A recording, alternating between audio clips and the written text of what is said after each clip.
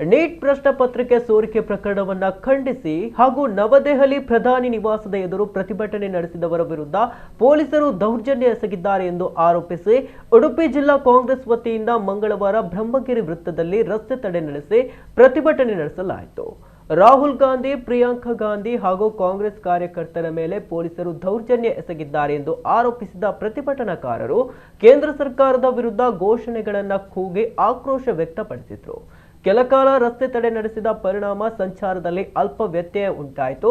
ಬಳಿಕ ಸ್ಥಳಕ್ಕೆ ಆಗಮಿಸಿದ ಪೊಲೀಸರು ಪ್ರತಿಭಟನಾಕಾರರನ್ನ ವಶಕ್ಕೆ ಪಡೆದು ಕರೆದೊಯ್ದರು.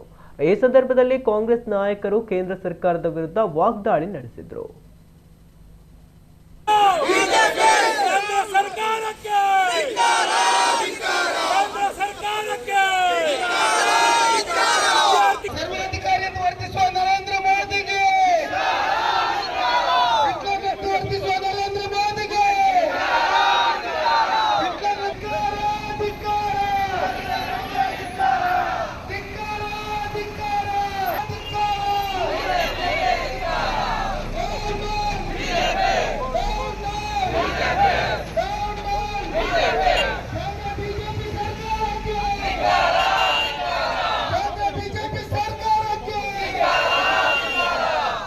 ವಿದ್ಯಾರ್ಥಿಗಳ ಒಂದು ಮುಂದಾಳತನ ಕೊಡತಕ್ಕಂತ ಒಬ್ಬ ಧೀಮಂತ ನಾಯಕ ರಾಹುಲ್ ಗಾಂಧಿ ಅವರು ನಿನ್ನೆ ಸಾಯಂಕಾಲ ನಮ್ಮ ದೆಹಲಿಯ ಪೊಲೀಸರ ಒಂದು ದೌರ್ಜನ್ಯದಿಂದ ಇವತ್ತು ಅವರನ್ನು ಬಂಧಿಸಿ ಇವತ್ತು ಅವರಿಗೆ ಕಷ್ಟ ಕೊಟ್ಟಂತ ಒಬ್ಬ ಒಂದು ನಾಯಕರ ಪರವಾಗಿ ಇವತ್ತು ನಾವೆಲ್ಲ ಇವತ್ತು ಸೇರಿದ್ದೇವೆ.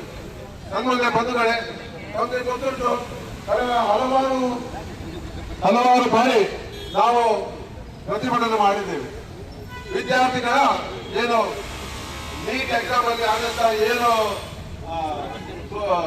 ಪ್ರಶ್ನೆ ಪತ್ರಿಕೆ ಸೋರಿಕೆ ವಿಚಾರದಲ್ಲಿ ಸಾಕಷ್ಟು ಇವತ್ತು ಇಲ್ಲಿ ನಾವು ಪ್ರತಿಭಟನೆ ಮಾಡಿದ್ದೇವೆ. ಆದ್ರೆ ಆ ಪ್ರತಿಭಟನೆಯ ನಂತರ ಇವತ್ತು ನಮ್ಮ ದೆಹಲಿಯ ಜಂತರ್ ಮಂತರಲ್ಲಿ ನಮ್ಮ ಒಬ್ಬ ಪರಿಸರವಾದಿಯಾದ ವಾಕ್ಚುಂಗ್ ಅವರು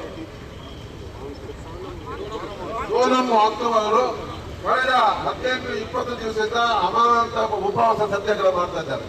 ಇವತ್ತು ಹೈಕೋರ್ಟ್ ಕೂಡ ಮಧ್ಯಪ್ರವೇಶವನ್ನು ಮಾಡಿ ಅವರಿಗೆ ಸರಿಯಾದ ರೀತಿಯ ಚಿಕಿತ್ಸೆಯನ್ನು ಕೊಡಬೇಕು ಅಂತ ಹೇಳಿ ಇವತ್ತು ದೆಹಲಿ ಹೈಕೋರ್ಟ್ ಕೂಡ ಹೇಳಿದೆ.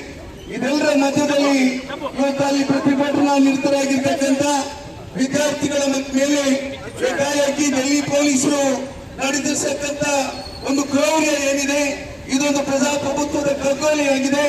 ಇದು ಪ್ರಜಾಪ್ರಭುತ್ವ ವ್ಯವಸ್ಥೆಯಲ್ಲಿ ಜನಸಾಮಾನ್ಯರ ಧ್ವನಿಯನ್ನ ಅಡಗಿಸತಕ್ಕಂಥ ದಿಕ್ಕಿನಲ್ಲಿ ನಡೆಯತಕ್ಕಂಥ ಪ್ರಯತ್ನವಾಗಿದೆ. ಇದನ್ನು ಈ ದಮನಕಾರಿ ನೀತಿಯನ್ನ ಇವತ್ತು ಕಾಂಗ್ರೆಸ್ ಮಾತ್ರವಲ್ಲ, ಈ ದೇಶದ ಜನತೆ ಸಹಿಸಲಿಕ್ಕೆ ಸಾಧ್ಯ ಇಲ್ಲ.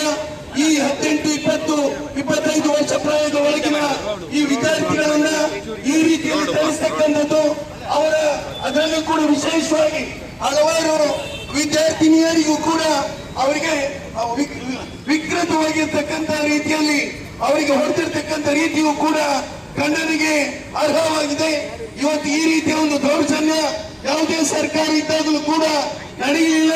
ಇವತ್ತು ಇಂತಹ ಒಂದು ದೌರ್ಜನ್ಯ ದೇಶದಲ್ಲಿ ನಡೆದು ಹೋಗಿದೆ.